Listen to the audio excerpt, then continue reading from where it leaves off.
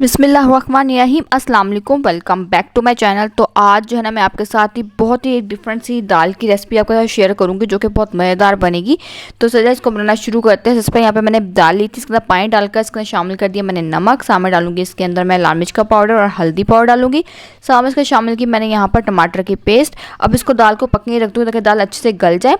तब यहाँ पर ये देखिए दाल अच्छे से गल जाएगी। ये देखें यहाँ पे दाल बिल्कुल अच्छे से गल गई थी। तो शामिल कर दूंगी मैं इसके अंदर गरम मसाले का पाउडर। सामने डालूंगी मैं इसके अंदर काली मिर्च का पाउडर। डालूंगी इसके अंदर मैं यहाँ पर धनिया का पाउडर।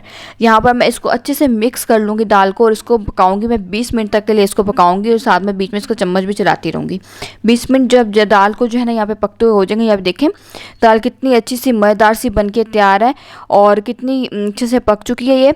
तो अब शामिल कर दूँगी आखिर में इसके अंदर मैं 2 हरी मिर्चें। और यहाँ पर जो है इसका चूल्हा बंद कर दूँगी और तड़के तैयार कर लेंगे। तड़के के लिए यहाँ पर मैंने पैन में ऑयल लेकर यहाँ पर शामिल कर दिया लहसुन। इसको मैंने यहाँ पर कर लिया लाइट गोल्डन। अब शामिल कर दूंगा इसके अंदर मैं हरी मिर्चें भी। तकरीबन मैंने इसको 30 से 1 सेकंड तक के लिए इसको हरी मिर्च को यहाँ पे मैंने इसके अंदर ऑयल के अंदर फ्राई कर लिया था। अब शामिल कर दूँगी इस तड़के को मैं यहाँ पर दाल के अंदर।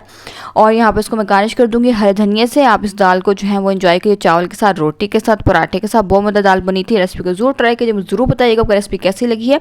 अच्छी लगी है वीडियो को जरूर लाइक कर दीजिएगा। अब मैं आपसे इंशाल्लाह नेक्स्ट वीडियो में मिलूंगी, तब तक के लिए इजाज़त दीजिए। अल्लाह हाफिज़।